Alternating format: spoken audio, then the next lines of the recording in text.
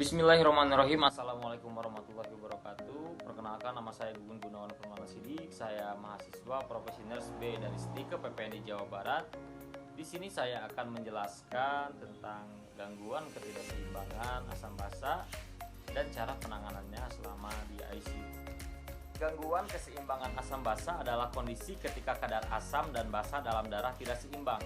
Kondisi ini dapat mengganggu kerja berbagai organ. Kadar asam basa pH dalam darah diukur dengan skala pH. Dari 1 sampai 14, kadar pH darah normal berkisar antara 7,35 sampai 7,45. Darah seseorang dinilai terlalu asam bila pH kurang dari 7,35. Kondisi tersebut dinamakan asidosis. Sedangkan darah dengan nilai pH lebih besar dari 7,45 dikategorikan terlalu basa atau disebut dengan alkalosis. Keseimbangan asam basa dipengaruhi oleh fungsi paru-paru. Manusia bernapas menghirup oksigen dan membuangnya dalam bentuk karbon dioksida atau CO2. CO2 adalah zat yang bersifat asam sehingga jumlah CO2 yang keluar akan mempengaruhi keseimbangan pH darah sehingga dapat menimbulkan asidosis atau alkalosis.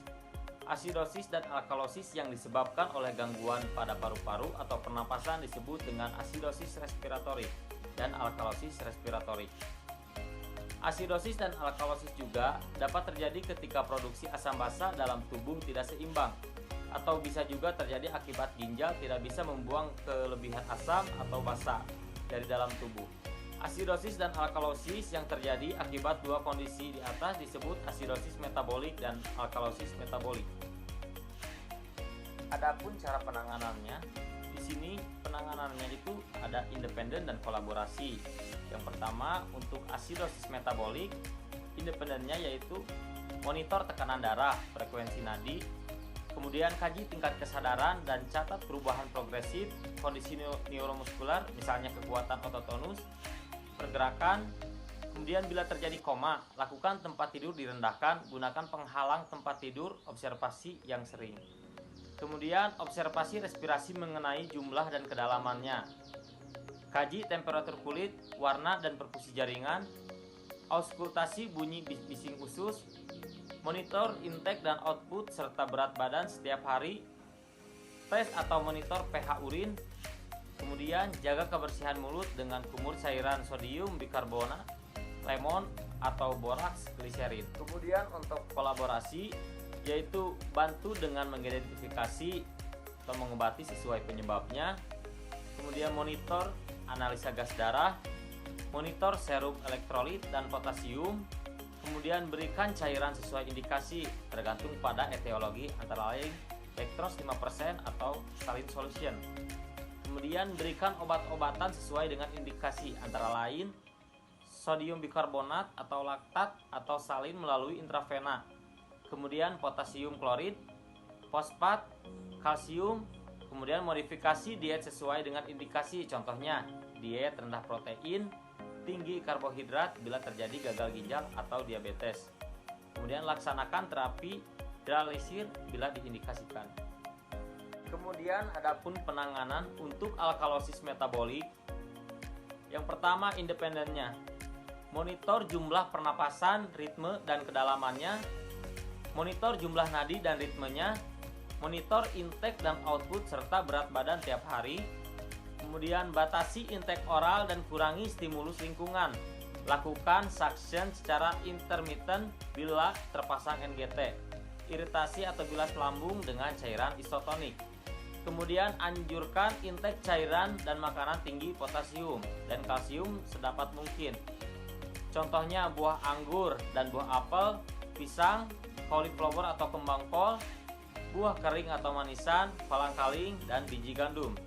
Kemudian lanjutkan pemberian terapi diuretik secara teratur, contoh lasik dan eterinik asid.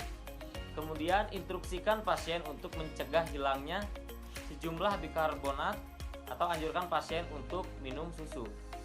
Untuk kolaborasinya yaitu bantu dengan mengidentifikasi atau mengobati sesuai penyebabnya. Kemudian analisa gas darah, serum elektrolit dan BUN. Kemudian berikan obat-obatan sodium klorid atau cairan ringer laktat secara intravena jika tidak ada kontraindikasi. Kemudian amonium klorida atau arginin hidroklorida untuk mencegah penurunan pH. Kemudian potasium klorida untuk mengatasi hipokalemia, kemudian diamox, kemudian spironolakton, kemudian cegah atau batasi penggunaan sedatif atau penenang. Anjurkan atau laksanakan pemberian cairan secara intravena, berikan oksigen sesuai indikasi dan obat-obatan respiratori untuk mengatasi kondisi ventilasi, dan bantu dengan dialisis jika diperlukan. Untuk penanganan asidosis respiratori, yang pertama independennya yaitu monitor jumlah pernapasan, kedalaman dan kesulitan pasien bernapas atau cuping hidung, auskultasi suara napas, kaji penurunan tingkat kesadaran, monitor denyut nadi dan ritmenya, catat warna kulit dan kelembabannya, kemudian anjurkan pasien untuk batuk dan napas dalam, tempatkan pada posisi semifowler, lakukan suction jika perlu, berikan napas tambahan atau oksigen sesuai indikasi. Untuk kolaborasinya yaitu bantu dengan mengidentifikasi atau mengobati sesuai penyebabnya, monitor analisa gas darah dan kadar serum elektrolit, berikan oksigen sesuai indikasi melalui masker, kanul atau ventilasi mekanik atau ventilator, tingkatkan jumlah pernapasan atau tidal volume, berikan obat sesuai indikasi antara lain naloxone hidroklorida atau narkan untuk menstimulasi fungsi pernapasan dalam pasien menggunakan obat sedatif. Kemudian sodium bikarbonat, cairan IV seperti RL, potasium klorida, batasi penggunaan obat penenang atau tranquilizer, jaga kelembaban dan menggunakan humidikasi, berikan chip terapi dada termasuk di dalamnya postural drainage, bantu dengan alat bantu ventilator jika perlu. Dan yang terakhir, cara penanganannya untuk alkalosis respiratori. Yang pertama independennya yaitu monitor jumlah pernapasan, kedalaman dan usahanya atau kesulitan pasien bernapas, cuping hidung dan lain-lain. Pastikan penyebab hiperventilasi jika mungkin seperti kecemasan dan nyeri. Kaji tingkat kesadaran dan catat status neuromuskular. Ajarkan pasien cara bernapas dengan benar dan bantu pasien jika menggunakan alat bantu pernapasan misalnya masker. Bantu pasien untuk bersikap tenang, kemudian berikan pengamanan bila perlu, misalnya tempat tidur direndahkan penghalang tempat tidur dan observasi yang sering.